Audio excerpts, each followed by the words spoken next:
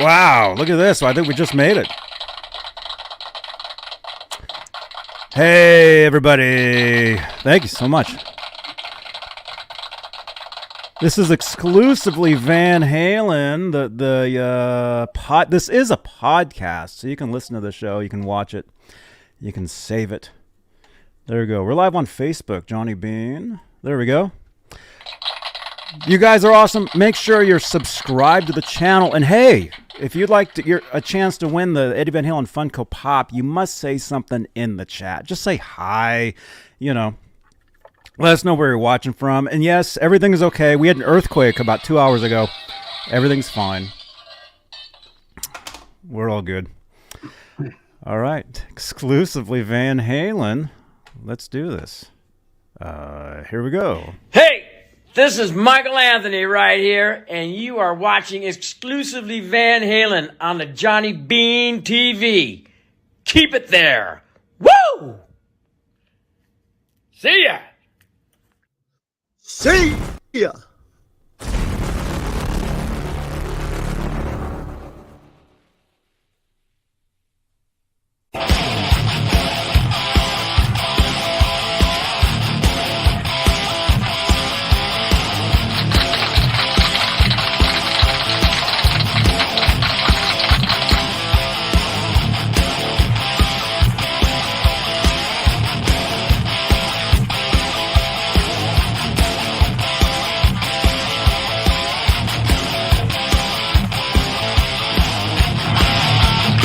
Live TV. It's always crazy. Like you never know. You never know what's going to happen. You're watching the Johnny Beane show. You guys. Yes, it needs lyrics. You guys, write lyrics to that song and tag me. Tag me in that. You guys, my name's Johnny B, and this is exclusively Van Halen for Tuesday. Every Tuesday we do these shows. We talk all things Van Halen. Although tonight we're going to also talk we're going to talk all things Richard Friend. You guys know Richard Friend? That was supposed to be applause, actually, not laughter.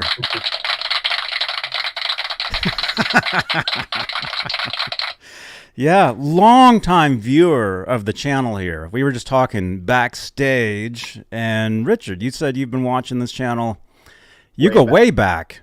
Yeah, the way I can tell is I started my YouTube channel inspired by your channel and then one other YouTube channel. So I've been on YouTube for about a little over 7 years. So I would have had to been watching, before then. Mm-hmm. Imagine that, Johnny, somebody starting a channel because of your influence. It really is true. Yeah. I'm not and still being nice to me. That's rare. That's very rare. There's some casualties along the way. My camera. Yeah, all of them. Right? Except Dane. Dane will always be with me. Yes. Why is that laughter? That should be applause. So we got Richard Friend. We may have another guest as well. We have Dane Zimmerman, of course. You guys all know Dane. Hey, guys. And by the way, my good headphones broke. These things broke a couple days ago. So I'm wearing these things. I can barely hear anything. So just if I'm yelling, that's because I can't hear myself in these. So it's very strange. But yeah, we're going to talk some Van Halen. And again, we're doing a giveaway tonight. So you must be active in the chat to participate in the giveaway. So yeah, just say hi, say, any questions, comments, let us know. But hey, let's make this a real show. Let's say hello to the top tier of channel members here on Johnny Beane TV, here on YouTube. Channel membership, it's the future. And if you'd like to help support the channel membership is the way to do it. Top tier are the executive producers, and they are CC, Stephen Franklin, Michael Smith, Music Therapy Laz, who has a wrench in the chat, so look out. The official Rob Blackmore, Sherman Callahan, Thomas Santiago, John Moronic, OU812, Majestic PB and J Cat, Thomas Santiago again, Guitar Man 45, Janice Lala, the intern, Arhabs, David Allen Wright, Warlag, Rock Show, Jason Collins, Patty Dill, and Fairfield Guitar Co. That's Lewis. That's the top tier of channel members here on Johnny Beane TV, here on YouTube. Again, consider becoming a channel member to help support the channel, support these shows. But if you're brand new here, we got so many new people here. It's just incredible.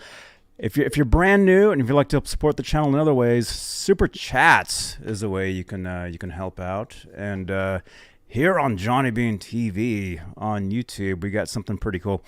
I was walking down the street one day, and I saw this this armoire. You know, kind of like on Seinfeld. You know, there's this armoire just on the sidewalk. I saw this thing, and it had this like the glowing lights in it, and I'm like, huh, what's that? Brought it home, put my guitars in there, and the cool thing is with super chats, those lights magically change in real time. So if you'd like to help support the channel and get like a shout out, super chat, lights, that's something you can do. We're also live on Facebook, Johnny Beane TV Facebook page, and my personal account. We're live where we have Facebook stars. It's a way to help support the channel, and we're everywhere. This is a podcast on iHeartRadio, Spotify, Stitcher, TuneIn, Amazon Music.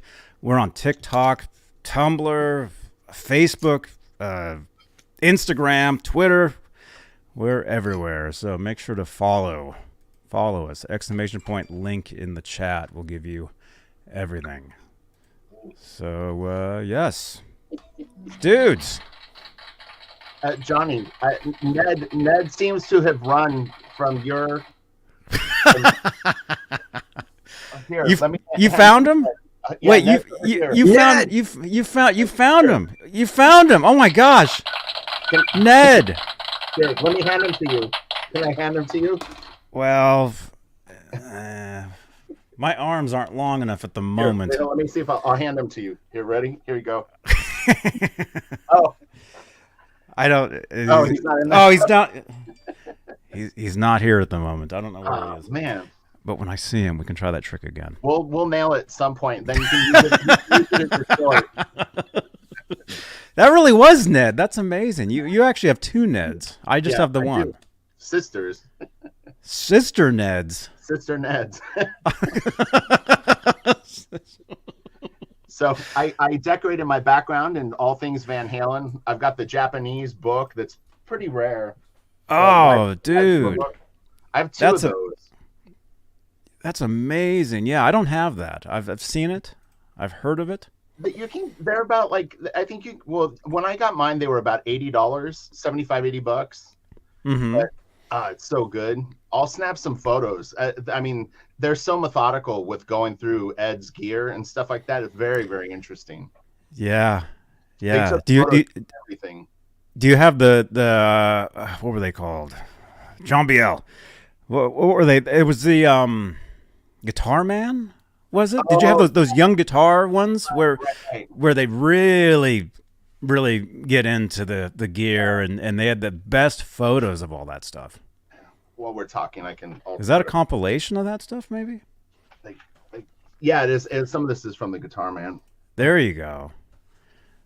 Ed's gear. Look at that. You got a Univox sitting there. You got a board.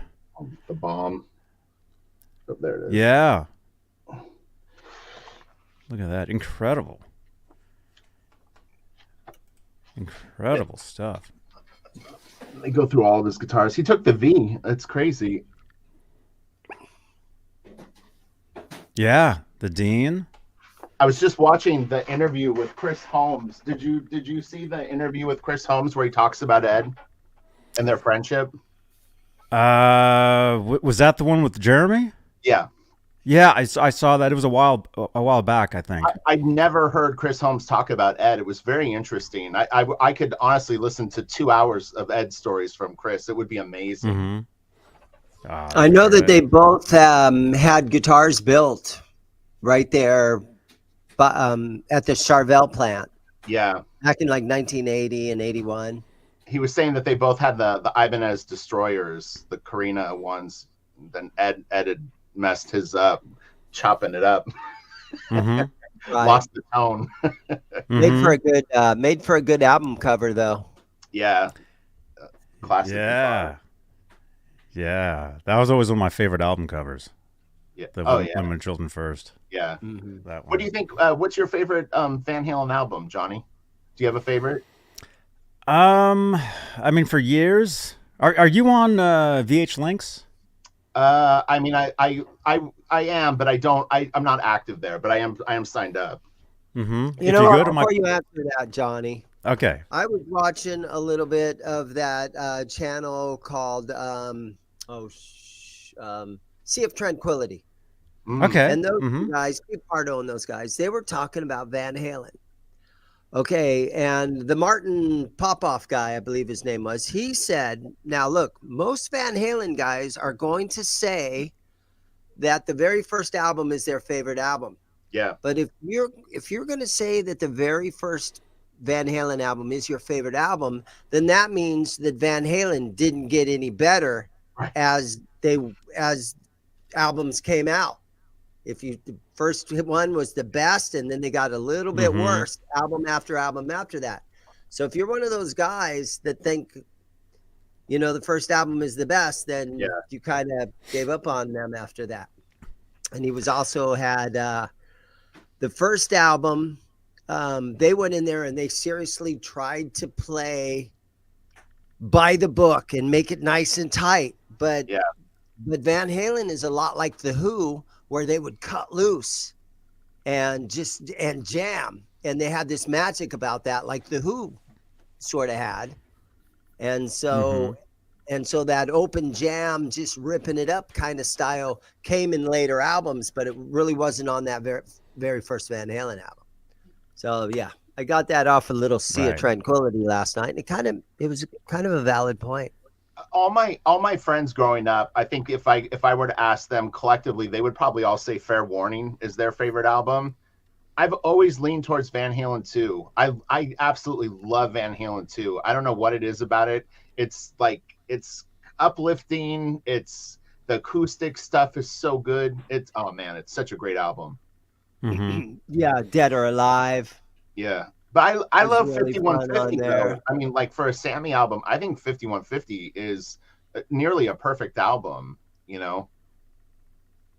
Yeah. Ed's playing is so good on it. That was my first album, the 5150. Yeah. I think it's great. I saw him on that tour. It was incredible. Oh, wow. A lot of the footage that they use on MTV, you ever see the footage of Mike backstage on the 5150 tour and he's got the big bag of picks? Yeah. And he's up. That's all from San Diego. That was all footage from before our show. Oh, cool. That's where MTV filmed all that stuff. I actually have a big bag of Michael Anthony picks. You really?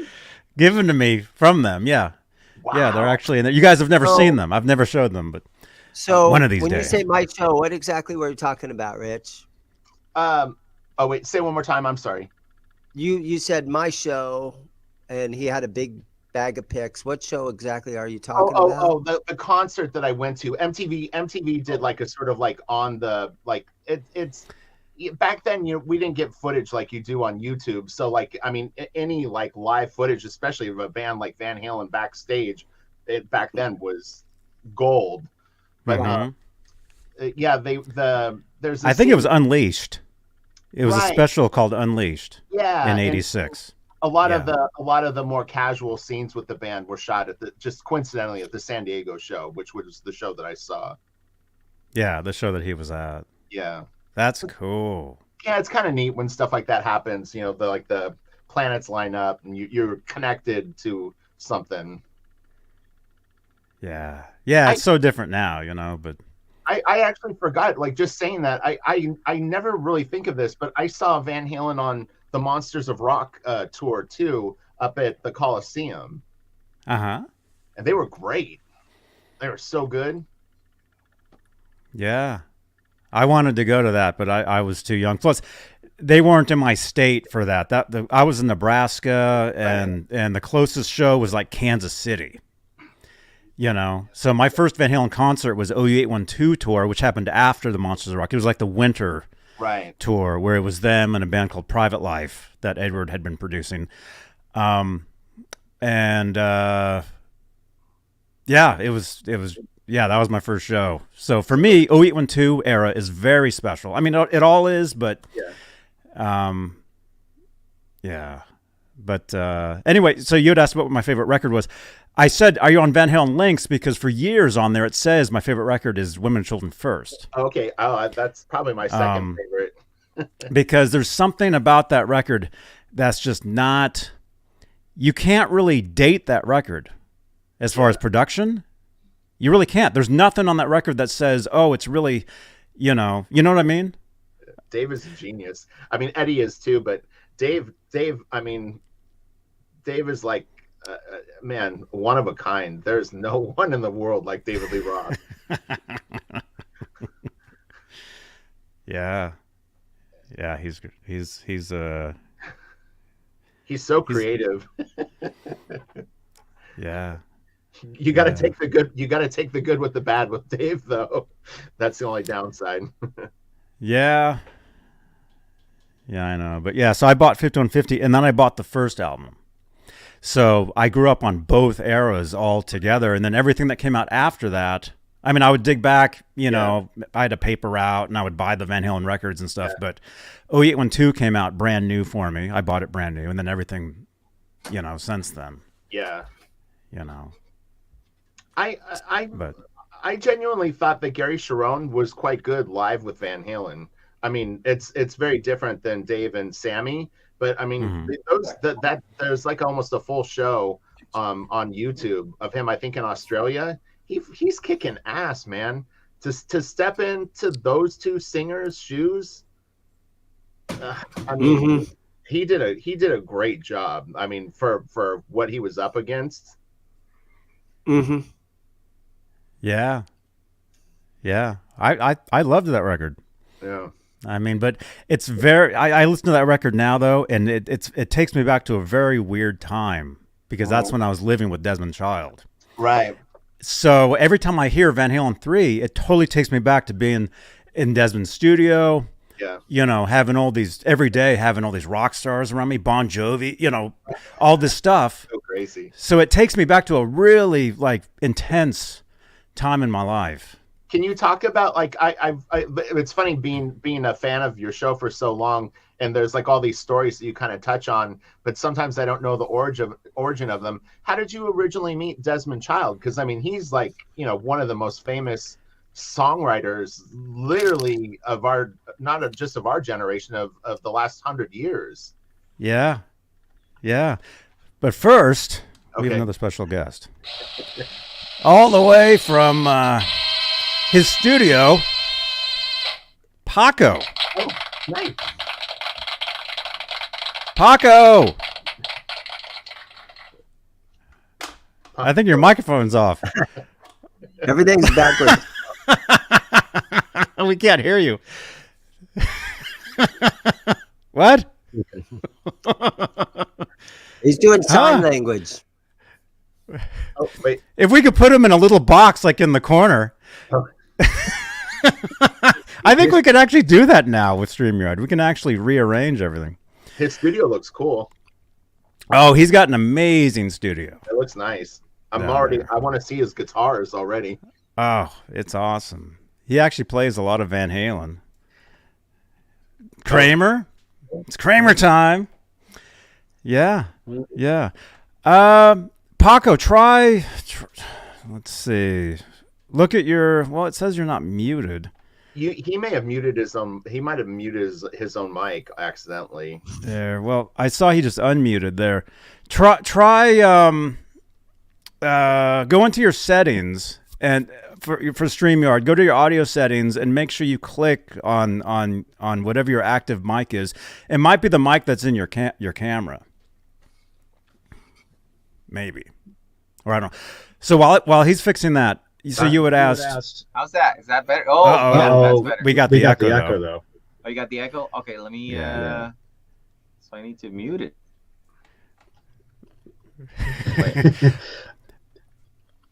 All right. Here's how we do this. Every time you talk, just unmute yourself. Okay? Because otherwise, it's just going to blast my voice. Yeah. Is that cool? Yeah. Is that better? Yeah. Check. 1, 2. Is that any better? No, he's got an echo. We all do. Try jumping out. Jump out and jump back in. It might be okay. Okay. All right. Okay. All right. Paco, everybody. Hello. Paco. Yeah. Oh, he's awesome, man. He's awesome. But really quickly, how did I meet Desmond Child? I put an ad out. My first time on the internet, I put an ad. Let's try this. Oh, we still got the echo though. It's cool. Just mute. There we go. So every time you want to chime in and say something, just unmute yourself. That's actually how some of these programs actually work. We got a guy in the chat that actually got mad because somebody muted him at one point on a show. But actually, that's how a lot of these shows work because of that. Right. So, okay, really quickly. That was Mancuda. We had to mute him a bunch of times. Remember that? Yeah, permanently. Okay. No, he'd go off on something. You'd have to hit the mute button. Right. Yeah. But really quickly. Okay, so when I first jumped on the internet, and actually some of this is Van Halen related. When I first jumped on the internet in 1997, I was taking a computer class and learning how to use the internet, basically. I put an ad on, I don't know what message board it was. I don't think it exists anymore. It wasn't Craigslist. Right. Saying guitarist looking for band. And I get a response from a band in Miami. I'm out in Oakland, California. I get a response out there. And the band is telling me, well, hey, we're working with Desmond Child. Oh. You know, and I'm like, yeah, I've heard of him. I remember on the back of my Bon Jovi records, it's saying Desmond Child. You know, so they're like, hey, so send us a tape, and I thought, this is BS, and I just ignored them. They kept calling me.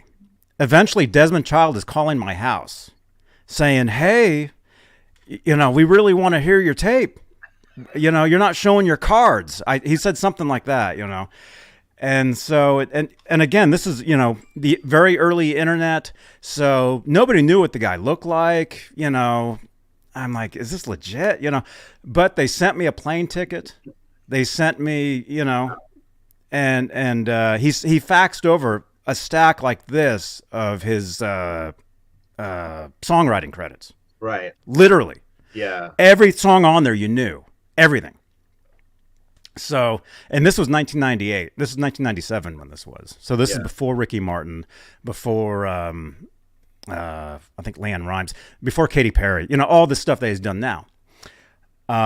So anyway, they sent me a plane ticket, and I took a chance flying to Miami, and having these, you know, these guys in this band pick me up, take me to this house. It wasn't until I walked into the house and saw the records on the walls that said Bon Jovi, Hanson, Aerosmith, all that stuff. Yes. Yeah. And basically I just jammed with this band and then for, you know, a couple of days, and then I came back home and then basically moved over there. Was that the Mayfire? No. Oh, okay. No, it wasn't. It wasn't the Mayfire. Did any of those musicians go on to do anything? Like, I don't know. I haven't talked to them since. I don't think the band exists anymore. But if you guys want to see, I've never actually said the band on my show. But if you want to actually go to my website, it actually says in my bio on the website what the band is. I don't think they exist anymore. But what's funny is we were playing all these clubs in Miami Beach. I'm playing the Ernie Ball Music Man guitar the entire time. Desmond saw my guitar. You know, all these rock stars that would come in would play my guitar, my Van Halen guitar. And a lot of people at the clubs would be like, is that a Wolfgang? You know, because a lot of people would get those guitars mixed up, the PV Wolfgang and the Music Man. So what's funny is here I am playing all these shows with the Music Man guitar, and what happens is the band kind of breaks up. You know, kind of some of the members quit, you know, but some of them, the band kind of moved on. They moved to New York and kind of reformed. I think they weren't with Desmond anymore, though. But the guitar player that they got when they lived in New York ended up getting an endorsement deal with EVH Gear. Oh. So my first year or my second year going to the NAMM show, I'm going to the EVH booth. There's a huge poster of the guy that replaced me, and it has the name of the band that I was in. Oh. So it's like the world is so small, man. It's such a weird thing. Yeah. But I've seen Desmond a couple times since. You know, we do talk here and there. So That's it's cool. He's amazing. It's still a cool thing, yeah. Right, Paco? Yeah, Johnny knows everybody. I know He knows Paco. everything. I didn't hear an echo there. I think you're fine. Unmute Really? for a minute. Is it fixed? Nah, it's there. Oh, Is there? it's Yeah, Okay, it's there. It's okay. Yeah, It's I okay. can It's flip it all on good. off. Yeah. Cool. Yeah. So that's my quick story, kind of. Yeah, I was just curious. Thank you for sharing that with us. It's really cool. Very interesting. But it's It's too fun- bad you're not the guy on the poster at the I NAMM know. show with your own Yeah. signature. Well, I don't think he's even in that band anymore. I don't think the band exists. They did go on after I left. They did go on to actually open for Motley Crue. So this is true. And then what else did they do? I don't even know. I kind of looked at their site here and there, but this is 20 years ago. I mean, this is a long, over 20. This is like 25 years. I mean, this is a long time ago. That's crazy. I've since moved on. I had some guests on the show years ago, and they're like telling me, "Oh yeah, we there's this band." For some reason, they're telling me about this band. They're like, "Oh, the guitar player's great. You got to check him out." And they tell me the band, and it's the band I used to be in. Really? And then I told them, I'm like, "Yeah, I used to be in that." And he's like, "Oh, I'm sorry, I didn't mean that." I'm like, "No, it's cool." You know, because Like your after old that, girlfriend. yeah. But see, after that, about 10 years later, I joined the Mayfire. And most of you guys have never heard of the Mayfire, but we did a tour sponsored by MTV. Paco, MTV Trace. They don't exist anymore, but the Spanish MTV channel, we did a tour sponsored by them. So we did a lot of cool stuff in that band too. Yeah. And I actually liked the stuff in that. I like the music in that band better. Don't tell Desmond. Than the old band that I was in. So I've done some cool stuff. Plus now I'm a YouTube sensation with Richard Friend and Paco and Dane. So You're heading towards 2K or 10K land. heading towards the 10K, which I'm thinking after the NAMM show next month, we'll probably hit that. Or this month. Yeah, 2 weeks we'll be there. Yeah, next week. Next week. Dude, you'll be there. I'll see you. Yeah, we'll go meet there. And I'll see him too. All right. Oh, so Are you going, everything- Richard? Well, here's the funny thing. So I used to go to the NAMM show. I went in 86, 87, 88, and 89, and maybe 90. But I haven't been in so long. But yeah, we used to go back in the old days. I sent that picture of my friend played with Eddie Van Halen on stage when he was like 13. Yeah. And Kramer built him a miniature Ripley guitar. Remember, I think Yeah. yeah. Is it a Ripley? Like, you guys kind of knew what it was better than I did. I'd have to see it again. I don't remember. It's in our DMs.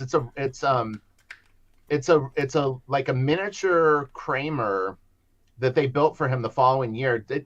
His name is David Carano. He was so good on guitar.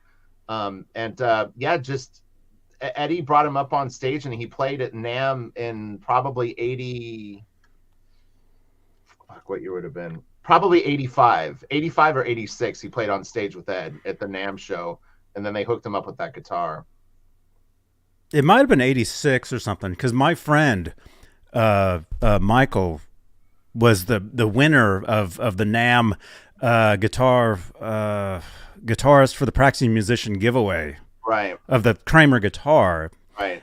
And so that was like the big deal that year. Yeah. So it might have been like a year after that, or. I'm thinking, well, because I met David in 86 and he already had the guitar. So I'm going to say maybe it was 84 or 85 he played with Ed. Because the first year that we went maybe together. It was earlier. Maybe it was 83. Maybe it was the 83 or 84. It could have been because David, we went the following year and we saw Eddie play with Billy Sheehan, Steve Stevens, there was a whole bunch of people that came on stage with Ed and played. It was so cool. Wow. But yeah, I would really like to go back to the NAMM show, although I'm sure it's a lot different now. Yeah. I mean, it's still cool. Yeah. Right, Dane? Yeah, I have a good time going. It's always awesome. You're doing a gig. What? I have a gig. It's going to be a fun weekend for me, NAMM weekend, because it's Friday night. I get to play at the Whiskey A Go-Go with Faster Pussycat. And then I'm going to the NAMM show on Saturday. And then on Sunday, I'm back in West Hollywood to play at the Rainbow Backyard Barbecue Bash with Jeff Tate and Lizzie Borden and Faster Pussycat again. And we're the 2:00 in the afternoon band. So we're the second band of the day. Oh my God. At the Rainbow Backyard little thing. That's so awesome. Best thing about it is they give everybody a T-shirt that says the Rainbow Anniversary Party or whatever, and our band logo will be on the T-shirt. So you'll see a Jeff Tate and Lizzie Borden, Faster Pussy way down here, Whiskey Dogs. Yeah. Hey, right about here it says Whiskey. Yeah. So, but that's awesome, man. Get on the T-shirt. I'm happy. Yeah, definitely. That's amazing.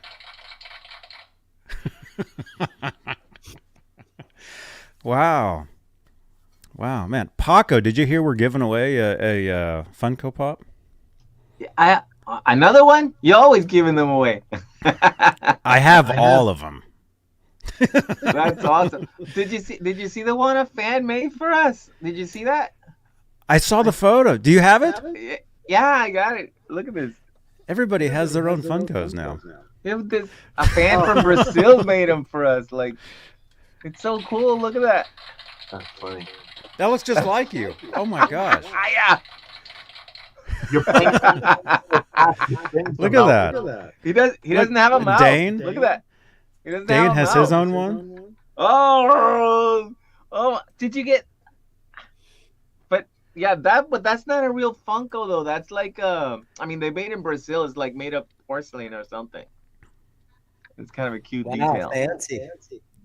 Yeah, but that was awesome. That's like the original. Like you go into their, like they can make it, right? Yeah, you go into their Hollywood store and they'll make one. Exactly. That is awesome. I just put it way up here. Johnny, where's your Funko? You need one. We gotta make you your Johnny Funko. I'm gonna get a few when we're down at the NAMM show in a couple of weeks. Music Therapy Laz and I, we're gonna go to the store in Hollywood, and I'm gonna try to get as many as I can made of myself. You know, because I'm gonna want one. I'm gonna want to give one away. Can you make one of an Ed? Make a Ned Funko. A Ned Funko? That'd be easy to do. Just a gray cat. Yeah, put a gray cat. Exactly. Make a Ned Funko. Ned Zeppelin. You need to make a red scarf one, Johnny, with your red scarf. Mm-hmm. Definitely do one of that. You should have variants. You need like 5 variant Johnny. I should be wearing that because I'm freezing. Yeah, that would be the beard. Yeah. Before you guys jumped in, I was sitting here staring at myself, and I'm like, man, I'm looking. This is a weird. You're looking very lumberjack. Yeah, I know. Yeah, you need your square shirt and boots. Chop some wood. Yeah. I mean, you could do 3 of them really easily. You could do the beard, you could do the clean-shaven version, and then you could do the red scarf version. Mm-hmm. But the glasses and the hat are in everyone. Yeah. I'm thinking like you could do a Guitar Center one. You visiting Guitar Center, but I don't know what the prop would be. Do they ever give you any weird vibes for filming in Guitar Center? I've always wondered that. Like are you allowed to stream? Technically, probably not. Yeah, that's kind of. But I've been doing it for so long, and they've actually shared my videos a couple times. Actually, right. Guitar Center's social media. Dude, you almost sold the bass. What's the guitar store that's by you that you love? The one that's really good. Guitar Showcase in San Jose, California. When you were streaming from Guitar Showcase, I saw a bass on the wall. I've got one right literally in that corner, and I recognized it. It's a Yamaha BB2000. They were made in Japan in the mid '80s, and it looked dead mint. And I called them, and actually, I think they wanted $1,200 for it. But it's a beautiful bass guitar, neck through body, so nice. The BB body, it's the classic BB body. Yeah, I'll grab mine. Hold on, let me grab mine. Hi, Bubba. Cool. Yeah, I think it has a Kaler on it too. Really? Like it's a bass with a whammy. Oh, really? It's like BB2000. Is that what it is? I don't remember. So, Let's see. Yamaha BB2000.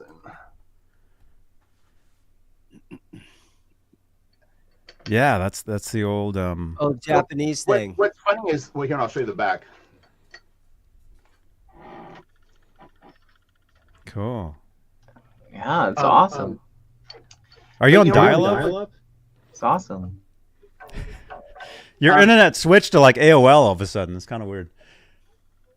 I don't know. It's okay though.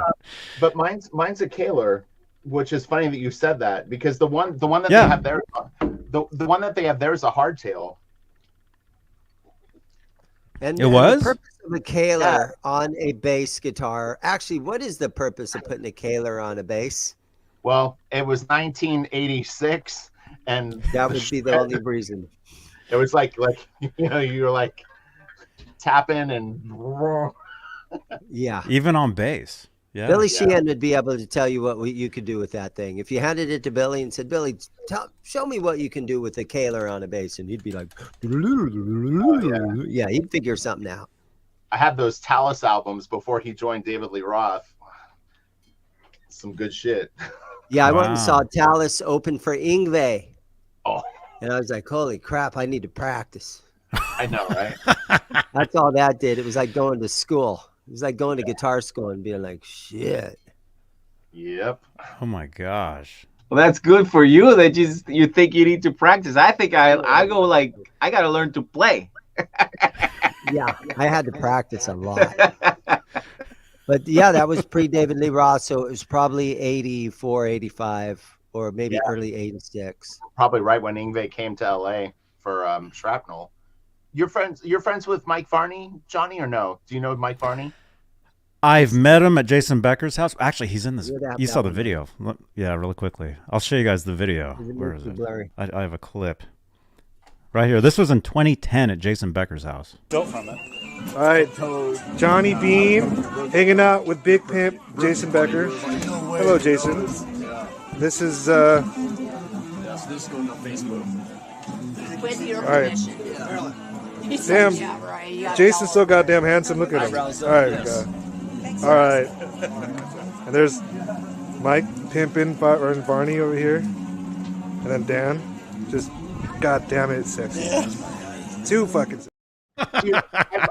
You've played that clip of Jason Becker a million times. I've never seen the part with Mike Varney before. Yeah, he's just sitting there. Yeah, that's crazy. Yeah. So I met him there. I've met him a couple times, and he's actually supposed to come on my show at some point. Oh, that would be amazing. Mike Varney. Yeah. I saw Cacophony play at the Whiskey with Jason Becker and Marty Friedman, and then I also saw both of those guys play at the NAMM show in the Carvin room, like one of those amp rooms, you know, where they've got the sound, and it was just them sitting in the room. I was probably 14 or 15 years old, and they're probably like a couple years. I've got my Neds are fighting. Whoa, oh my gosh! Wow. I heard that. They don't like when I'm on YouTube. But yeah, we saw Jason and Marty at the Whiskey. It was so good. Oh my god, they were amazing. Wow. Yeah, I first heard of Jason. I think when Guitar for the Practicing Musician did the centerfold of Jason. It was Jason Becker, Kotzen, George Lynch, McRocklin. Right. Actually, which I've got a little clip right here of McLaughlin. Good. Hey, Johnny! Johnny Beane's here, guys. Look at this. You guys know this legend right here, eh? Look at that. Make sure you check out his YouTube channel as well. Click the name, go subscribe. Very, very nice guy. Oh, we're good. Hey, Johnny! Johnny. Thank you, Thomas. Yeah, so that was Thomas McLaughlin, little Stevie Vai. Yeah, That was yeah, him. yeah. And the was the classroom is what was the song called? Audience is listening. Yeah. Yeah. Yeah. So anyway, so they there was a centerfold of like the first Jason Becker, like a first benefit. This is like 1991 or something. And anyway, that's when I first heard of Jason Becker. And then I just happened years later, I had a friend who actually ran a studio in Oakland. He worked at the front desk, and he was good friends with Jason. And I remember him telling me, "Hey, Eddie Van Halen is actually, what was it? He had been there already, or he was coming up? I think they had been there. You guys all saw the video of Eddie Van Halen at Jason Becker's house, right? Yeah, yeah, that's amazing. I heard about, like, literally, I heard the day after that happened. My friend told me about it. And he's like, yeah, Eddie was just here, which is in Richmond, California. I live in El Cerrito. Literally, I would live 5 minutes away from that at the time. Right. So I'm like, holy crap, Eddie Van Halen was just over there? Yeah. Yeah. So is without exposing where he lives, is Jason in California? I've always kind of wondered. But he's not from California though. Originally though, isn't he from like he's from somewhere else? I think maybe I'm wrong. No, he's from here. Is he? Okay. He's as far as I know. If you watch the documentary, there's a documentary about Jason Becker called "Not Dead Yet." Yeah. And if you watch that, it explains his entire life and everything. And if you watch the end, I'm actually in it. Oh, I've seen it. I've seen it, but it's been a long time. Yeah. Yeah. Awesome. Seriously, if you guys watching this, if you haven't seen it, check it out. Jason Becker, Not Dead Yet. It's a documentary. It's incredible. The skill level that Jason had at like 18 and 19 years old, I mean, you could play your whole life and never achieve what he did as a kid, basically. It's insane. Mm-hmm. Insane. Yeah. Well, you got to see him live, too. Yeah, you just said we were like right in front too. What was interesting is, so we actually talked to them after the show, and then the singer came and actually partied with us at our hotel. Wow. Yeah, he came and we were like, oh, we're gonna go like drink beers at our hotel. Do you want to come with us? And he was like, yeah, I'll go. So wow, it's funny. Wow, that's amazing. I had a little rock star moment today in the store. Robin Wilson came in and bought a capo. Ooh. Lead singer of the Gin Blossoms. They're a big band, real big. Oh wow. Yeah, he are they from there? Or are they on tour? He's from here. And when he mentioned that he lives in New York most of the time, I think he said, but when he's in Phoenix area, this is his neighborhood. So yeah, Robin Wilson. And I'm like, didn't you just do a whole thing with the Smithereens? And he goes, yeah, we did a big cruise and a bunch of dates where he sang for the Smithereens for like 3 months or something. But yeah, he's in town, and he called and he goes, do you guys got a capo? And I didn't know it was him. Then he came in and goes, hey man, I just called, where's those capos? And I walked him over, they're over here. And then as I was checking him out, for buying the capo, when I was checking him out, you know what I'm saying? He's like, I'm Robin from the Gin Blossoms. I'm like, oh, yeah, okay, yeah, that's why you look familiar. And so I started talking about my band and different things like that. And he knows my guitar player. Oh, yeah. How funny. So oh, it was cool. Kind of cool. Yeah, it was kind of cool. That's really cool, man. And he goes, when I'll drop by when I'm in this neighborhood. I'll drop in on you. I said, right on, brother. Where are you in Arizona? We're in I'm in Mesa, but it's just the east side of Phoenix is Tempe, Mesa, Gilbert, Chandler. Right. Yeah.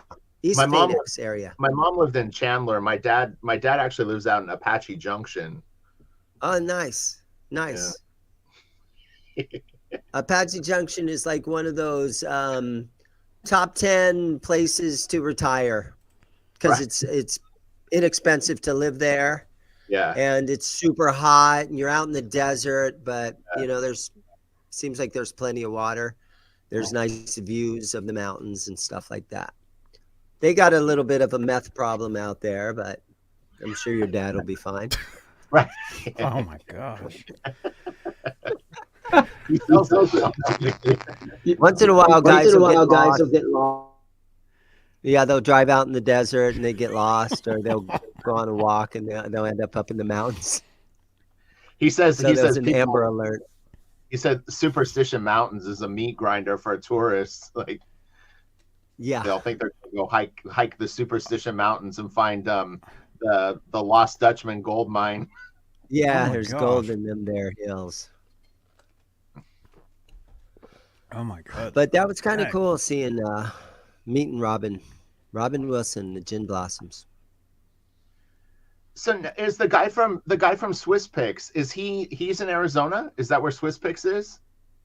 He is, yeah, but he was in today. Was he? And yeah, because last Tuesday, or no, 2 weeks ago, he brought in Michael Anthony's killer Charvel bass from 1980. Did you saw see that? Amazing, yes. So he has a Sammy Hagar. What's the next one you're going to bring in? He's got a Sammy Hagar from the album cover. Yeah, he's got I think it's a Deane from the album cover. And then he has another, what did he tell me? Oh, he has another Chris Holmes guitar, another Jackson Star or something. But yeah, he loves to collect those you know, the old rock stars that he grew up with. He collects those guitars. If he can get his hands on them, he does it.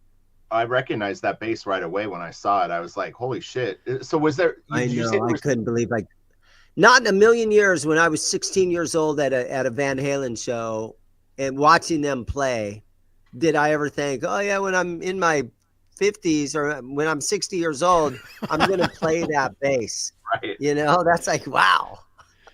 I never thought I'd see that. It'd be like someone handing you Mike's Jack Daniels bass. You'd be like, oh. That would be sick. Have you guys ever touched Ed's Frankenstein? Or no way? I've never seen it. Where's it at?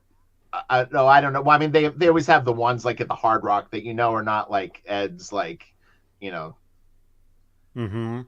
Right. Ed's Frankenstein is probably at Wolfie's, most likely. It is, yeah, because Wolfie did his new album using it. Yeah, you're right. The Frankie's at Wolfie's 5150. So It's part of the new record. Ed left that house to Wolf, right?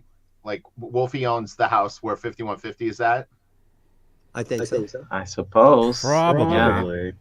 I mean, I think it was Valerie Bertinelli's house originally, and then when they got married, I think Edward moved in.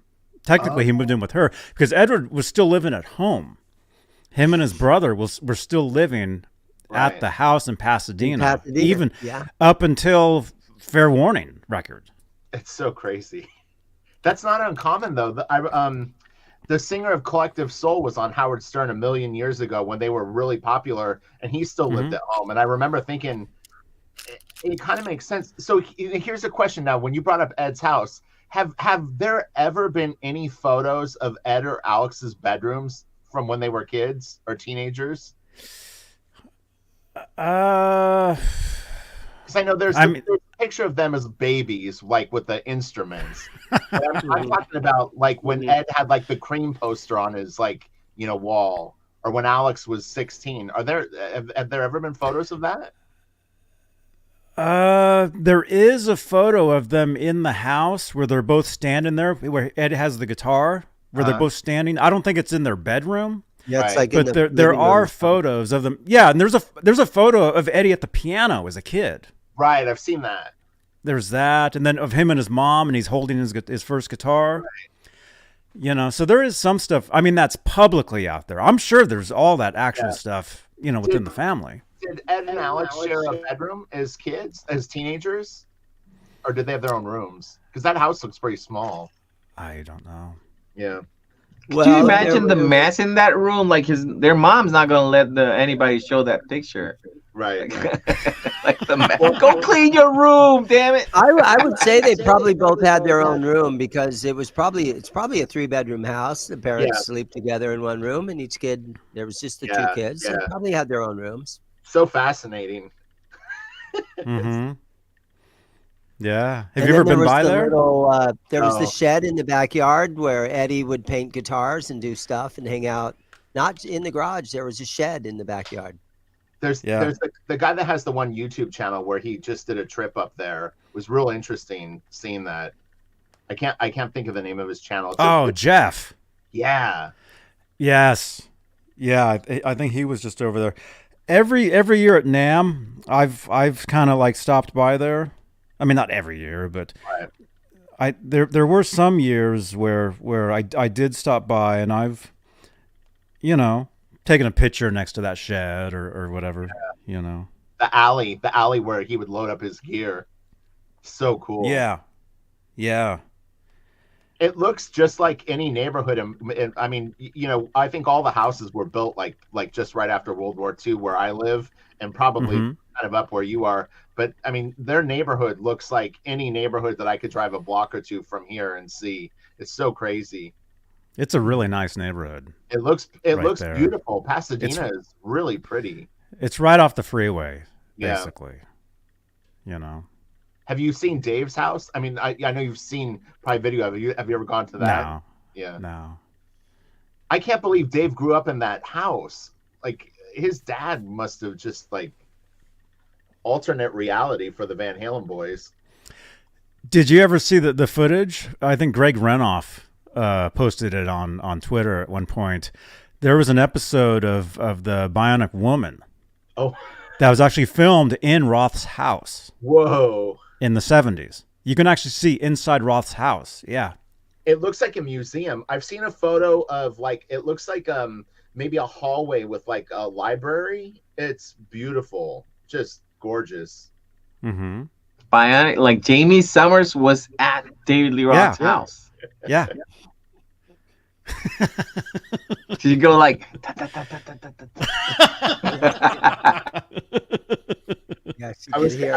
it was the 70s. I was kind of chuckle when Dave always talks about we didn't have any money. And it's like, I know your dad wouldn't give you money, but come on, Dave. Yeah. Yeah, you say, come on, Dave, give me a break.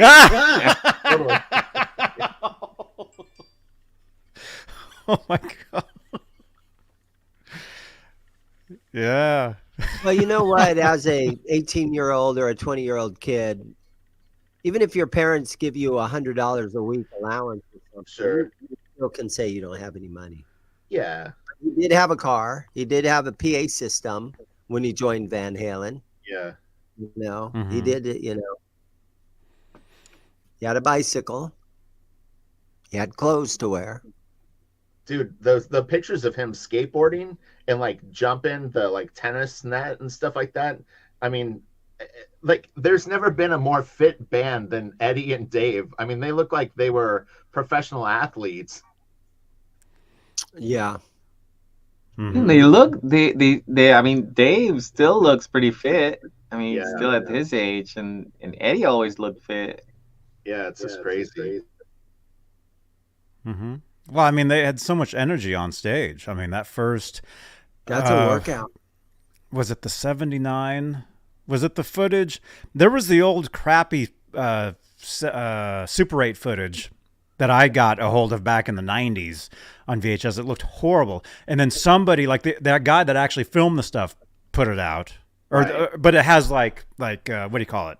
The watermark. Watermark going across it, right? But I watched some of that when they released that.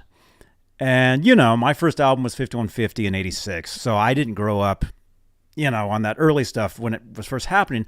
But it wasn't until I saw that footage and I understood. Everybody that says Roth, the greatest, that era, once I saw that footage, I understood that. I'm like, This is incredible stuff. I mean, just the energy. I mean, it's just amazing. I need a minute. I gotta open up for my bandmates. They're coming in for rehearsal. Be right back. No problem. Okay. They're gonna play for us. Oh, are they really? Oh, the echo.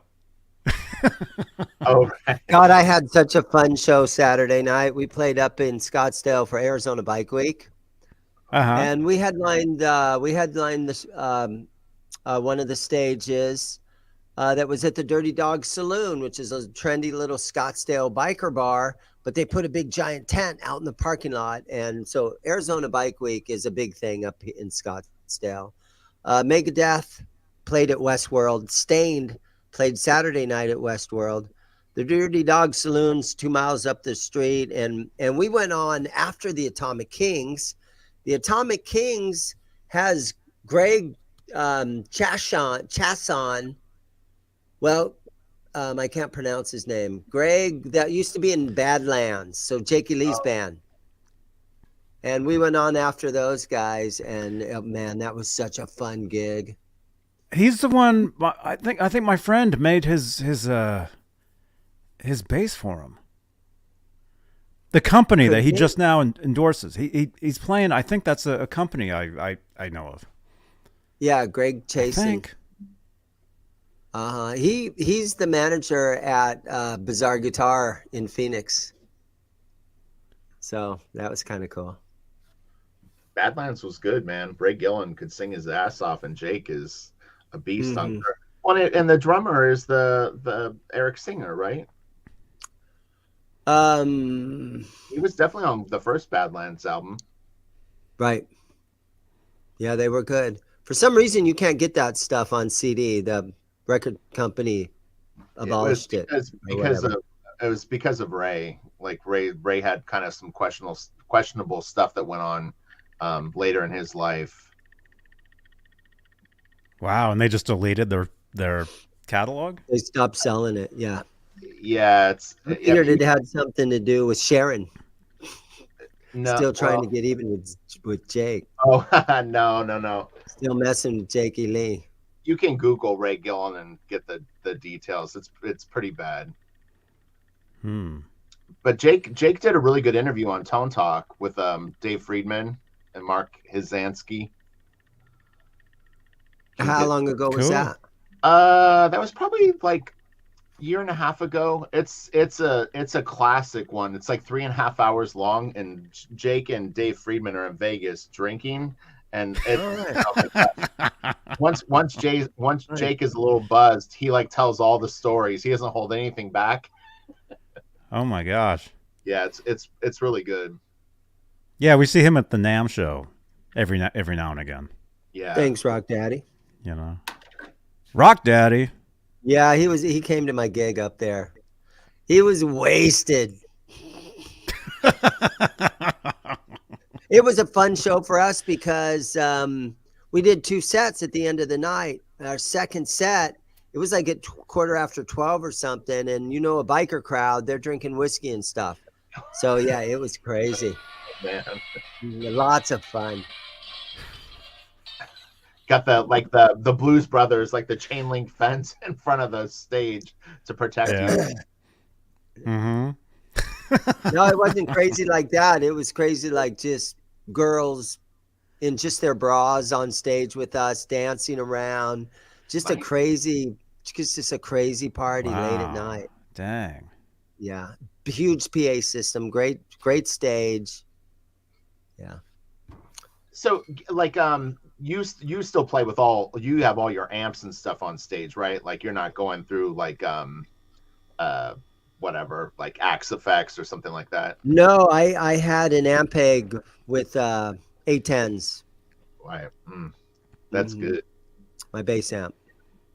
A lot of smaller shows, I take my little Rumble 200 with a neodymium speaker in it, and it weighs like, 32 pounds or something. So I can take my bass, put it in its case, throw it over one shoulder, grab my little Rumble 20, I'm out the door. I opened up for Foghat with a little Rumble 20. I opened for Dawkins with my little Fender Rumble 200. So it's good enough for me. But do you want to see something? Like, bro, you need that Ampeg every game. Show it. Well, a couple things. Come here. Oh. No, thank We you. can do Jason. that. We could. I can't reach my cat though. The base is in the way now. Oh, I'll hold him as long as I can. There's only Check- one cat between you guys. There's only one cat. Hold on, let me. I'll move the base. We actually used to do this trick years ago with other things. Oh, with these things. Everybody had these. No, check this out. You're talking about putting your bass over your shoulder. I was at Starbucks in the bathroom today. That should be a joke in itself. And for some reason, I saw my shoulder, and I'm like, what the heck? I'm like, what happened? I had no memory of this. It must have been from when I was playing my guitar the other night on Sunday night. That's the only explanation for that. You have thread burns. Yeah. Yeah. Up dug in. My cat ran off when I moved the base. She was like, "Oh, I don't know what you're up to," but she. Well, I found her. Oh. Oh yeah. You ran back. Yay. I found your cat. Like the death toll of rats that Ned has created is staggering. Oh, they're all stacked up in the bathroom over Like the there. Pied Piper. Yeah, He brings them in. he's a hunter. Look at that. Yeah, Paco. Yeah, Rich here. He has 2 female Neds. Yeah, Oh, really? Nadinas. Nadinas. That's awesome. Ned, I wouldn't kiss you. I wouldn't kiss you on the lips though, because you probably have rat breath. Oh, He is so Yeah. cute. he's awesome. So he's so chill. Mm-hmm. Let's see some Ned. Let's see some Ned avatars in the comments. Yes, channel members. Let's see Ned avatars. Oh yeah, I usually share the screen for that. I forgot. His back foot. Ned, are we going to sell photos of your back feet? We need a Ned comic book. We need a Right. Ned comic book and Only a caricature of fans. Ned and Ned's OnlyFans page. Ned's Adventures. Rich, Rich, you do comic books. Tell us a little bit about being an artist. Yeah, so I was a musician up until I was 23 or 24 years old, and I would occasionally do art for some of the bands and my friends' bands when I was, like everyone kind of knew I could draw pretty good. I ended up being a professional comic book artist. So I worked for Warner Brothers for about 16 years, but I've done comics for like 25 years now. And, like a music tie-in, Johnny knows. So I originally, about 6 years ago, I did some stuff for Iron Maiden. And then that turned into, I did a job for Megadeth. And then the Megadeth job turned into, I worked with Joe Satriani for about 16 months on a comic adaptation of his album Crystal Planet. But what's kind of cool though, actually, let me grab it. Wow, that's really cool, huh? Yeah. That is insane. That's super cool. But so they did this toy of Joe Satriani, but it's based on my design of his Crystal Planet costume. That's not my art though on the box, but yeah, so you can actually get a Joe Satriani toy with like my design on it. Really? They still sell those? Yeah, they're the first production line I think is sold out, but they'll probably do a second print. But it was cool. I mean, it was a pretty neat opportunity. I'd been a fan of Joe Satriani since probably 1987, like Not of This Earth, like first album. So I saw Joe Satriani and Steve Vai play at the NAMM show. I have really good photos I sent Joe from 1986 or 87. So Wow. I'm trying to think if Steve would have been playing with Roth then. Oh yeah, he would have been, definitely. Eat 'em and Smile era. Yeah. Oh, that would have been awesome. And Joe's I'm sure you've talked to him many times. Yeah, Joe, I've talked to Joe a few times. Super cool dude. Yeah. Really cool. It's a shame that Van Halen tribute thing that they were going to do didn't happen. It would have been cool, Yeah, it was a very weird thing. But I think even Satriani, I think he had said like it would have been kind of weird. Yeah, no, I get it. Playing Eddie, because there's only one Eddie. I've got a when it comes to tribute bands, I've always been kind of like especially with Van Halen, I'd rather watch the real deal. I'd rather watch Edward. Edward's Edward. I mean, he's so special. Yeah, no, it's really true. But you know that when Phil X did that thing just last weekend, that was super cool. So Phil X would be 100% on board with trying to do, like a tribute show or a reunion or what would you call it? A little benefit show or something. I wanted to go to that. I would have if my trips weren't like so close together, I would have been there for that. I don't think Alex would play at one of those. I don't think he would be down with it, to be honest. He's so private and just, I think that, I don't know. I don't see Alex being involved. Mm-hmm. Yeah, I mean, it's really, I don't know. Who did they have on drums for that show? They had. Was it Matt Sorum? Oh yeah, the Guns N' Roses, the cult guy. Guns N' Roses. It might have been Matt Sorum.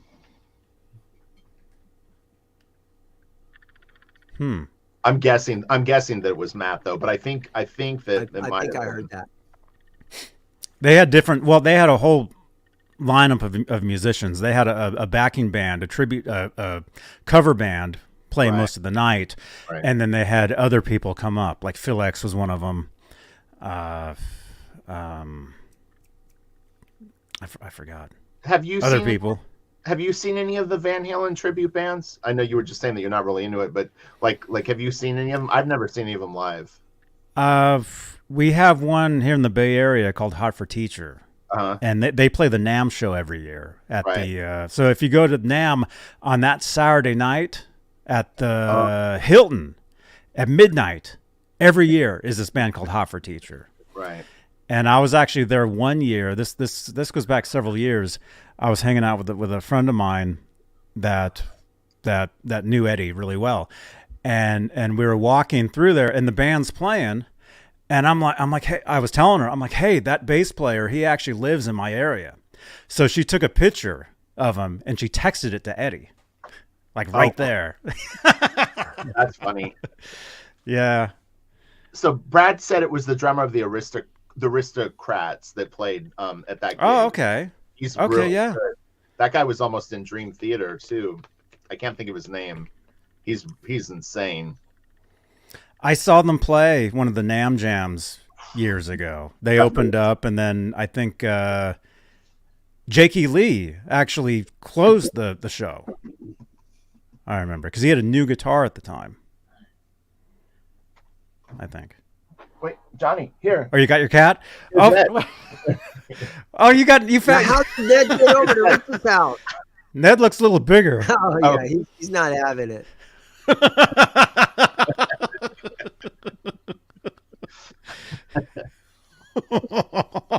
He wants to be at Johnny's. What would be really creepy is if I was such a big Johnny Beane fan that I got the cat so that I could be like you. Well, years ago, a lot of people thought I had my Dalmatian Howie because Eddie, well, it was Valerie's dog. She had a Dalmatian named Sherman. And people, like when I first got Howie and first got on the internet, I'm always talking about my dog, my Dalmatian. People are like, did you get him because of Van Halen? I'm like, no. Yeah. I had totally forgotten about that. And I'm not even the one that found Howie. My wife is the one that found him. Right. Well, you know what? I'm finally going to fess up. I'm such a Johnny Beane fan. I got the Johnny Beane tattoo. No, I'm just kidding. Oh! Could you imagine somebody gets a tattoo of your face on their thigh or something? Oh, man. Tattoo Johnny Beane's face happen. on your You're going to need to get to 100,000 subscribers, and then someone will probably have a Johnny Beane tattoo. At some point. Yeah. I mean, I am saying tattoos aren't cool anymore. What do you guys think? Are tattoos not cool anymore? I too old. never got one. Yeah, I I'm never too old. did. Yeah, I've never had one. Wow. Yeah. Like Ozzy said to Kelly on the Osbournes, if you want to be unique, he's like, don't get a tattoo. Yeah. So I think it's a dying trend. yeah. Really? You think? Like it's not done much anymore? I think Yeah, it's becoming not cool Wow. anymore. Have you watched Twitch? Most of the people on Twitch, they're covered in tattoos. That is true. Yeah. My So, daughter's 17. She hasn't talked about tattoos yet. We'll Oh, see. that's good. Wow. Yeah, none of my kids have tattoos or ever talked about them anyway. You know.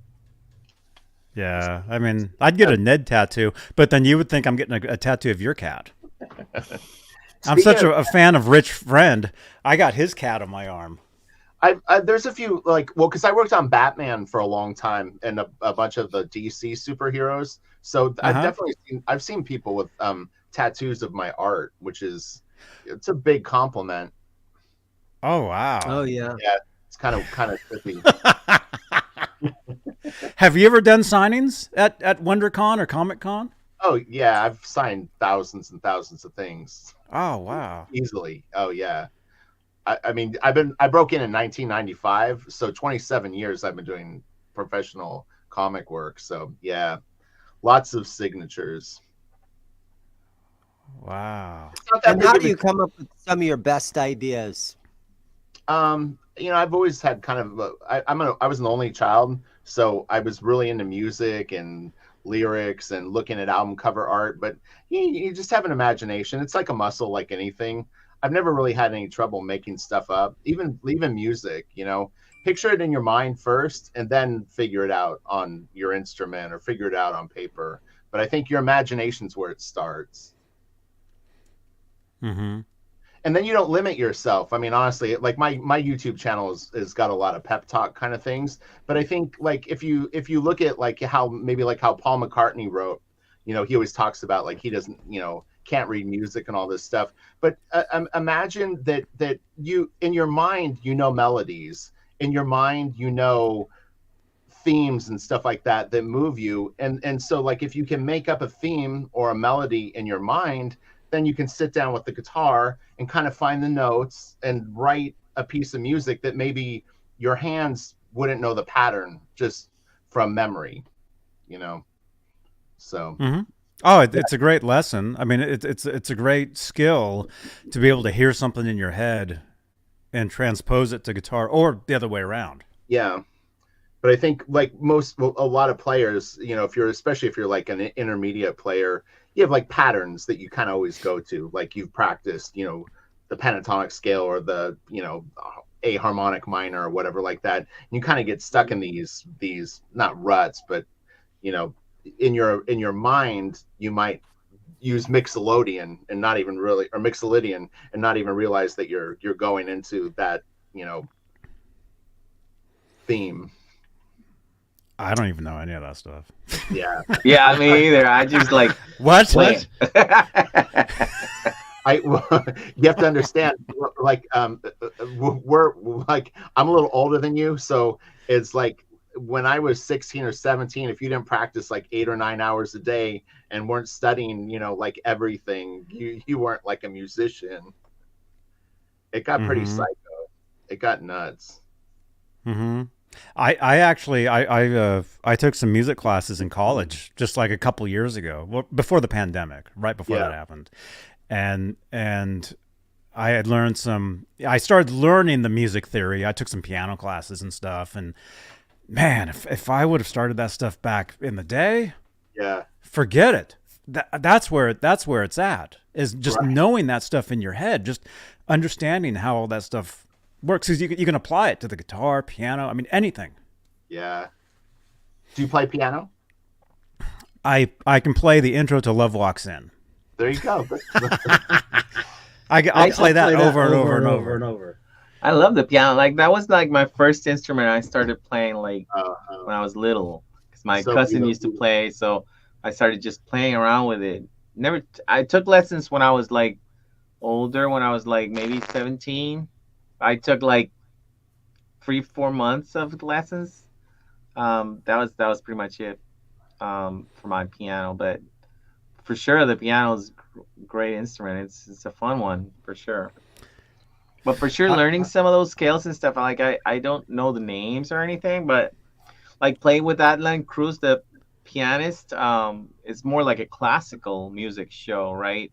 So I've had to, like, I never knew any of that until like months ago. I started playing with him, and like obviously a humbling experience, but also learning a lot from, like, I don't know the names of the scales or anything, but he would have to like play the chord. Like, it's huge chords because it's like classical music, and I had to like decipher the scale for it off of like what comes naturally to your whatever brain, right? Yeah. So I learned a lot from, like, then he would tell me like, yeah, this is whatever scale it is, but I didn't know. I just decipher it from what he was playing. It was not easy, but I learned a lot. Yeah, for sure. That's so cool. And you got to have ears, though, too. You got to have a sense of rhythm. Like, you have to be born. I mean, anybody can play the guitar. Anybody can shred like Yngwie. Anybody can. But there has to be something already in you to become the Eddie Van Halen. You know, Eddie wasn't born Eddie. He wasn't born like that. He became that. And I think with music, you never stop learning. And just the more you know, and the more, and you guys in the chat, some of you guys are going to hate me now. You know, the more diverse stuff you listen to as a musician, the better you get.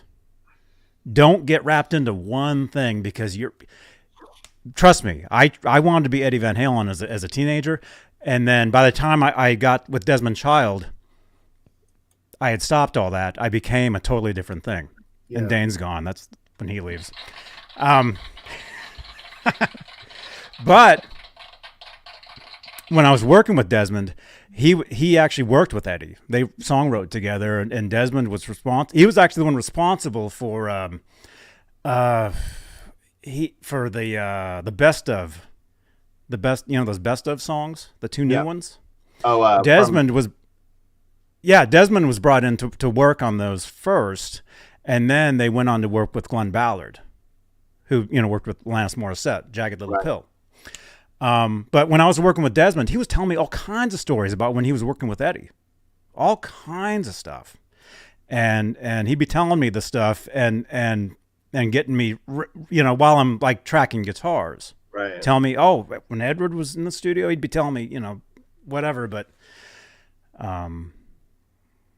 anyway, I don't know. Just you guys. Ed had. Like, I mean, honestly, like, I'm such a different player than Ed. I can't get a grasp on his rhythm playing is just so, like, it's almost like a conversation that he has. It feels like he never plays it the same way twice either. So, like, the way that he plays it through the first verse, the second time he plays it through, it's got a different pattern. It's got a different sort of, you know, emphasis on different notes, and I need it to be like dun dun dun dun dun. Oh, and then that's something that always gets me, because I'm kind of, I mean, I'm not mean that I'm like Eddie, but like I understand what he does. Yeah, that it's like it's always kind of random. He's like not random, but he's like, it's like a conversation, like you said. He's kind of coming up with it as he's playing each time. Yeah. So, like, sometimes you play something, like, I don't like playing Van Halen stuff online a lot, because, like, people go, that's not how he did it. But the thing is, Eddie doesn't even do it how he did it, right? Right. So it's kind of, sometimes I don't really like to play his stuff online.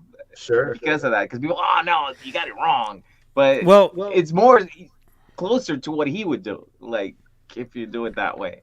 Yeah. Yeah. You know when they did the by the way, this is a good intro to that.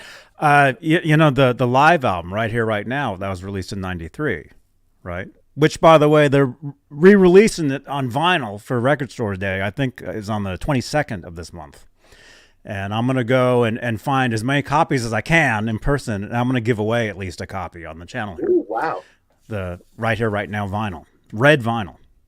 Anyway, when I first heard that, I knew way back before it came out that was all re-recorded in the studio. Right. I could tell because of the way Eddie was playing. It didn't have that live thing to it, like, because you go to the concerts and he's doing every other thing is like the elephant horse sound and like all this random stuff. There wasn't any of that on this. Really, it was more controlled. That's how I could tell. Yeah. Guys, this is Zurdo, my drummer, dude. This lefty drummer from hell, dude. Hey guys, how you doing? He's amazing. He's like, Good to meet you. Nice to meet you Yeah. too. My best regards from the Yeah. Enchanted Iceland. yeah. I recorded Thank some you. of the best drummers in the island, and like this guy's my favorite for sure. What time is it for you where you are right now? It's 9:30. 9:30. Okay. Yeah, Time it's to not rock, that late. time to rock and roll. Yeah. So Yeah. he's the drummer in your band, or you're recording a drummer tonight? No, yeah, he's the drummer in my band. Okay. Yeah, but I also record him a lot. He also has his own studio at home, but yeah, we record here a lot. Let me see. Well, Does nice. Nightbot have your band here? When you guys are on with me, let me see. I think Nightbot should have your link. When you guys were first on. Oh, when I was here with Serge. With Sergio Blatt. There it is. Yeah. Oh, there you go. Also, they can blast the blast. Oh, You guys, I don't know if Rich even knows. Tell him who your singer is. Oh, well, my singer is, you remember the band Menudo, where Ricky Martin came from? Yeah, of course. Well, Sergio was like his parent, you know, they were all like together in the band, like Sure. Sergio and Ruben and stuff. Yeah, it was like one of the most famous Menudos. Right. Well, I grew up 20 minutes from Tijuana, so Menudo was very big with the girls at my junior high school. And I'm just the right age. I'm just the right age for when Menudo was gigantic when I was a kid. You gotta see these guys when they go to one of those countries. Like we go Mexico, into like I have to go from Nam to Mexico to play a show, and like they're like, if it's like Bon Jovi, right? It's like crazy. Right. Oh yeah. They're so famous, like they're so Sergio, loved, and people still think- remember them as they were, you know. Sergio had the big smile, right? Like, is he the one that has the real big smile? I mean, all did. I think Sergio's smile was the biggest. Yeah, I'm probably. He's a real nice guy. One of my best friends. I love him to death, and so yeah, he probably had the biggest smile. Wow, he's a good-looking guy, man.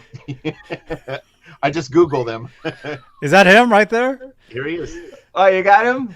No, no, that's Gill, one of my friends. Gill. Yeah, everybody's arriving for rehearsal. Serge should come around soon. Holy All his handsome self. muy guapo. He's like Jimmy Garoppolo. Guapo.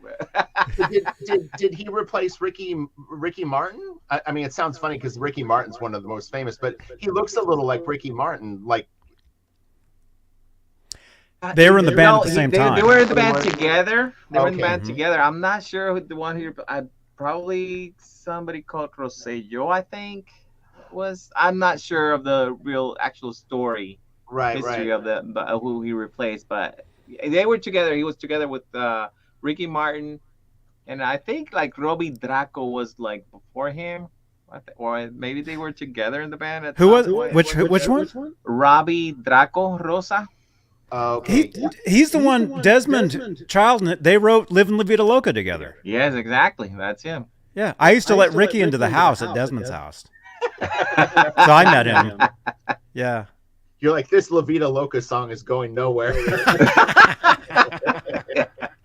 I was there when they were like writing that song. Well, not physically. I would let him into the house to Right. That's and then wild. it came out, and then it was huge. Oh. I mean, at least everywhere else. When I was in Miami, Ricky Martin, it was already like insanity. And then when I left Miami and came back to California, I guess that was right before the song was released. I was telling everybody, you guys get ready. It's going to be huge. And the next thing you know, the song came out and it was everywhere, you know. Desmond Child's probably worth like 200-300 million easily. I don't know. Lucky I lived in his house. I mean, was that house pretty huge? I mean, he already had Aerosmith money and. Yeah. Well, technically, I lived in the second house. He had one house, which was like the little mansion right there, but on the dock, right there, Miami Beach, and then you would walk a block away. It was in like a circle, like a court, and then I would walk from that house to this house on the corner that he bought that he was building into a studio. And I technically I lived in that house for a little bit until the band broke up and I had to move into an apartment. Yeah. Yeah, it was crazy though, man. Every day was just a circus of whatever, you know.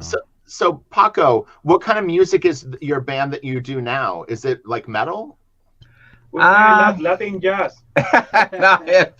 Don't listen to him. Well, you said that your drummer plays blast beats. So is it like yeah, he plays reggaeton. It's like are you guys like Devin Townsend? No, yeah.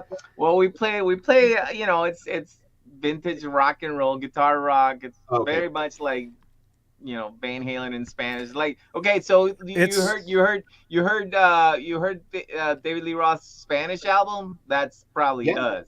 Look, dude, bump and grind in Spanish is great. Yeah. Yeah, Rich, you should check it out because it actually it does have a very Van Halen vibe to it. I'd love to hear it. I'll definitely check it out. Well, it's nice to meet you, Paco. You too, man. It's great. Yeah. I gotta. What's your Instagram? My name is Richard Friend, like friend, Friend. Okay. Yeah, I'll check you out there. Yeah. I have a YouTube channel too. Okay. Yeah, I'll definitely follow you real quick. I need to do a music YouTube channel because mine's like comic centric right now, but I do want to have a music YouTube channel too. So, well, Johnny, thank you so much for having me on. This was really like so cool. Oh, this was awesome, man. Yeah, I felt like it was funny going in. This is Vélez. Oh, hey, how are you? Nice Everybody knows him as Vélez. So if you do this in a music video, that's called a Vélez. Pretty funny. Yeah, in our first music video, like he went like that, like super 80s and stuff, and that became a Vélez. That's his trademark. He plays the bass. You're the bass player, right? Yeah, exactly. I remember your video. I saw the video. Yeah. Oh, you saw his video, like playing guitar and everything, like his own. Well, he's in your video. Yeah. Oh, yeah. Well, he also, you know, he writes his own music and stuff, and it has some videos around. So pretty good. My cats are running up and down the hallway outside of my office. I just caught one of them. Oh. We have the same cats. He has two more of these. We got like Sable. They're identical. Literally, they look exactly the same. Come here. My cats won't come if I call them, unfortunately. Ned is so chill. It's hysterical how calm he is. Oh, he's amazing, and he listens. He knows his name and everything. Yeah, he's a handsome boy. Like he's winking at me. Did you see that? When I said he was handsome, he gave me a double wink. He knows. He did it again. Ned, what are you doing? You're signaling me. He's telling me something. It's funny. I have like a million questions for you, Johnny. You have to have me come on again some other time because I'd love to ask you more questions. Dude, you know where I am. I mean, I'm here every Tuesday. Yeah, I mean, I'm live almost pretty much every day, but yeah, no, I know. I really the Van Halen thing is Tuesdays. I love all the other shows too. I'm following OU812. I'm following Robbie. I'm following Janice. I'm following R2. I'm following Laz. So I've followed a bunch of people here, subscribed, and I'll subscribe to Paco too. Yeah. I saw Laz earlier in the chat. Hi, Laz. Somebody just sent me this. Somebody just texted me. Thank you. No, he hasn't given the Funko Pop yet away. You want to do it? Oh yeah, we're doing that. We're giving away a Funko Pop, you guys. We'll do that right now. I'm still licking my wounds from losing the Seymour Duncan pickups. Paco, you don't know this story. Oh, check this out. That was you. That's right. So they did a raffle one night. It was a Friday night, or it was I might have been Saturday night. That would have been either a Friday or a Saturday. Yeah, probably a Saturday. Yeah. So I'm watching the show, and they're about to give away these Seymour Duncan pickups. Robbie was nice enough to donate them. It was a humbucker from like an '84, some rare like pickup. And so I have a friend who plays guitar in Foreigner right now, and I hadn't seen him in person in a couple of years, and he was coming to my house to pick up an amp. So I've got Johnny on my computer. My friend shows up, so we're out in my storage. We're getting his amp out. We hang out and talk for like an hour and a half, and then I come back in and I put the show on, and I won the raffle, and I was like, no. I couldnn't believe it. It was like just the last minute, like that. You put it on. I got a free pickup. I was so bummed. Yeah, but no, we spun again. So he won, but then we didn't see him in the chat or anything, and so Robbie's like, "No, spin again." I had it on pause and I hit play. Like, so he saw himself win. He's like, "Yeah," and then he saw himself lose, and he's like, "No." It was so humiliating watching it. I was like, oh.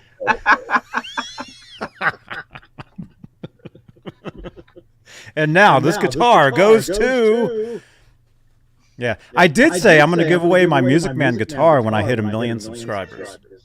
I'm in San Diego, Robbie. I live in San Diego. I think Robbie is asking where I'm at.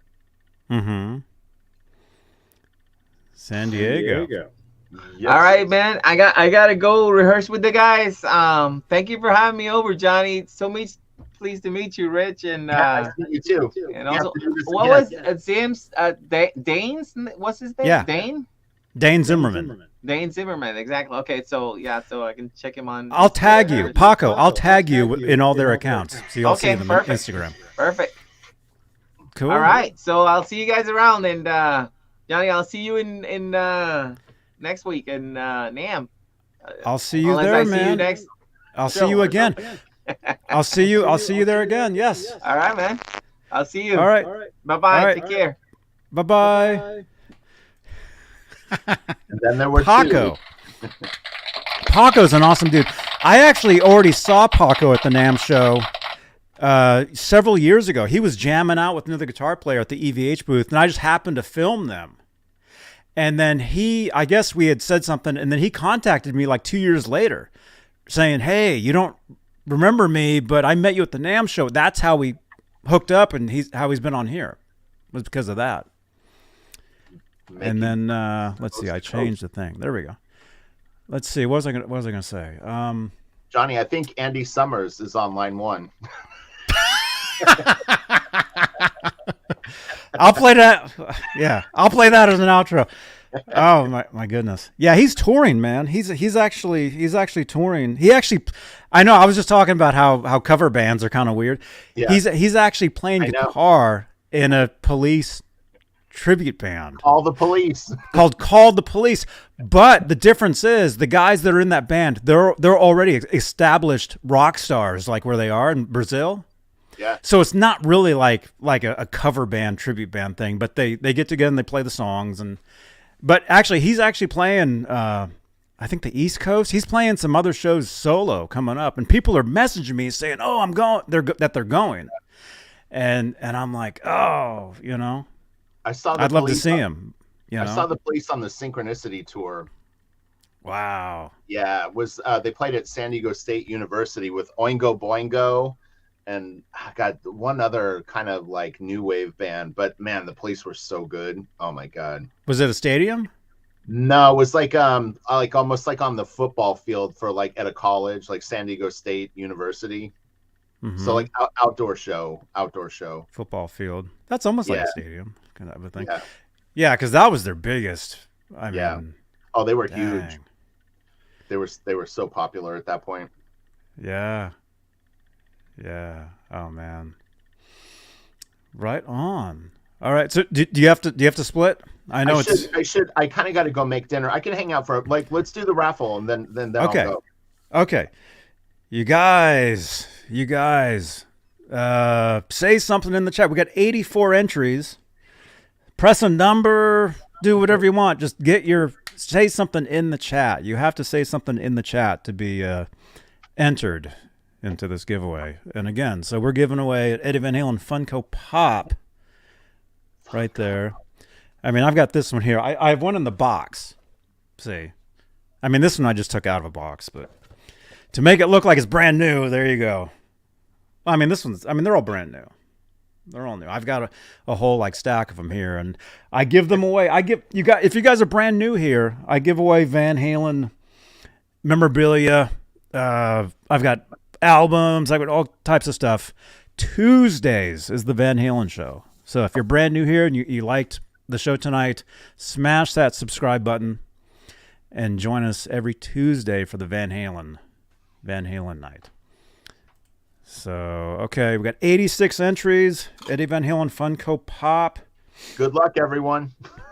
Good luck, everybody.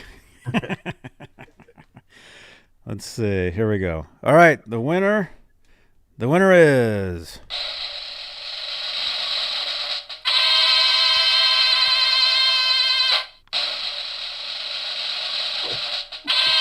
Patty Dill. Patty Dill. Patty, you won. Amazing. Yeah, congratulations, Patty. Patty Dill, FUNKO Pop. There we go. Patty, send me a text, 415-952-3263.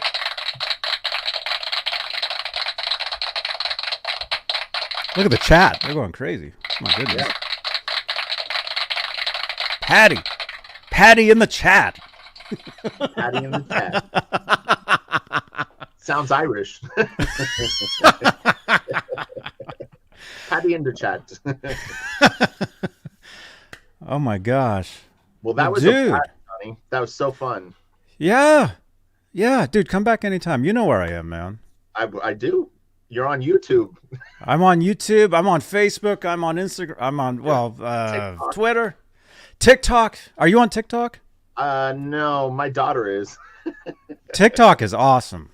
It really. I don't watch regular TV. Actually, I watch like when I go to sleep at night after streaming 5 hours on Twitch right here. Right. I walk into the bedroom there. I just look at TikTok for 5 minutes till I fall asleep. Right. I mean, it's just awesome. Well, there you go. There we go. Patty just sent me her info. Thank you again, Patty. Yeah, congratulations, Patty. Ned's chasing his tail under the chair there. He's warming up to go kill rats. He's stretching.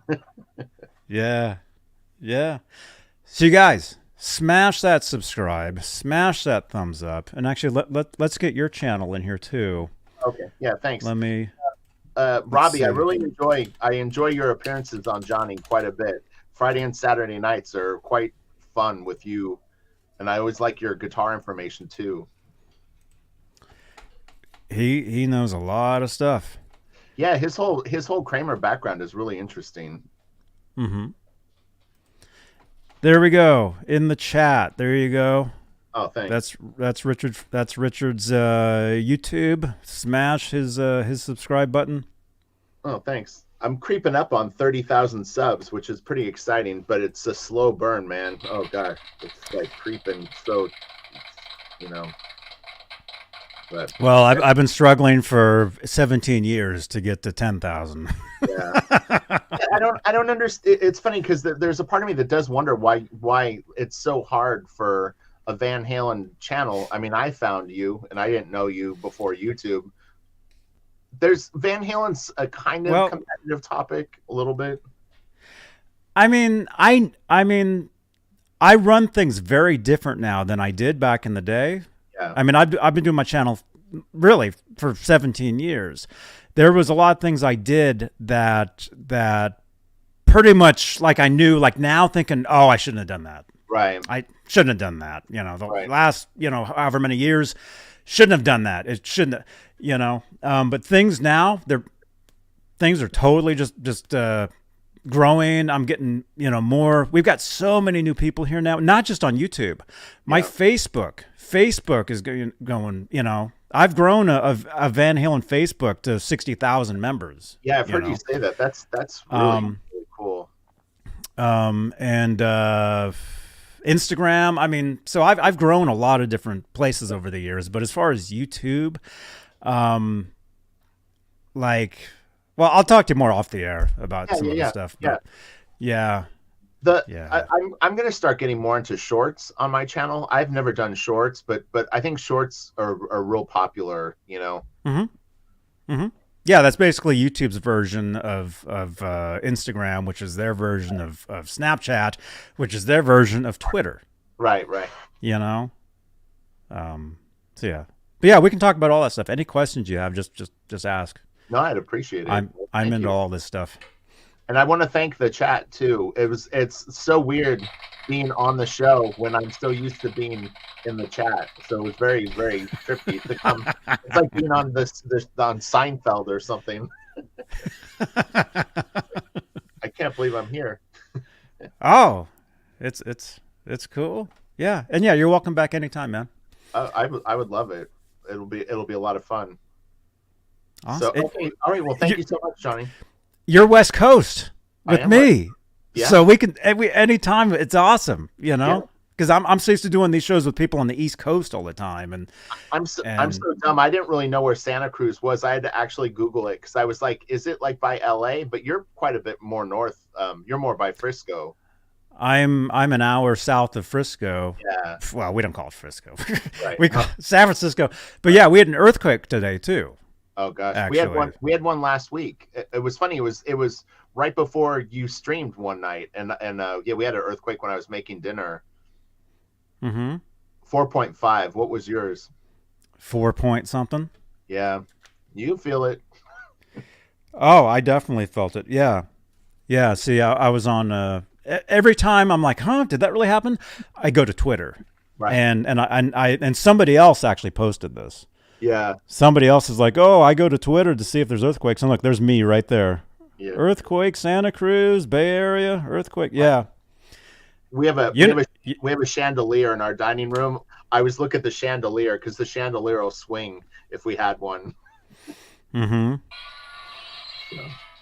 Yeah. Awesome. Okay, I'm gonna go. I gotta make dinner. My wife and kid are gonna be starving. Cool. I got to go get dinner too because I'm starving. Okay. Well, that was great. Rich. Yeah. Thank you so much. No problem. Thank you. And I'll message you. Okay. All right. I'll talk to you later. Okay. Good night. All right. Good night, everyone. I'll see you guys later. All right. Bye-bye. Okay. Bye. There he goes. Richard Friend, everybody. Longtime viewer of this channel. We finally met and everything. It's awesome. You guys, thank you for watching. Again, congratulations, Patty Dill. You won. You're the big winner. So I got your info. But you guys, don't be afraid. Come back next Tuesday for another chance. We'll give away a Funko Pop, or I've got all kinds of cool Van Halen stuff back here, but I got the Funko Pops. Maybe one of these days we'll take requests. Like, hey, maybe we'll have a few different things, and you guys can pick from something. But thank you so much. Thank you for watching. Thank you to our channel members here on Johnny Beane TV. Thank you for your continued support for this channel and these shows. You guys are awesome. And let's see, tomorrow for Wolfgang Wednesday, I think I do need to go to Guitar Center because my headphones actually broke. My actual headphones that I use, they for some reason, I'm wearing cheaper ones now, so that the sound isn't really great. I do need to get some new headphones, so I'll take you guys to Guitar Center tomorrow. Actually, I was going to stop by Guitar Showcase as well. So look for a field trip tomorrow morning, right here on Johnny Beane TV, YouTube. Thank you for watching, you guys. You guys are awesome. And if you want to hang out more, I'll be live over on Twitch in a little bit. Playing, I don't know, something. Rock on. You guys rock. All right. Smash that subscribe. Smash that bell. We'll see you guys. All right. Johnny Beane TV. Bye-bye.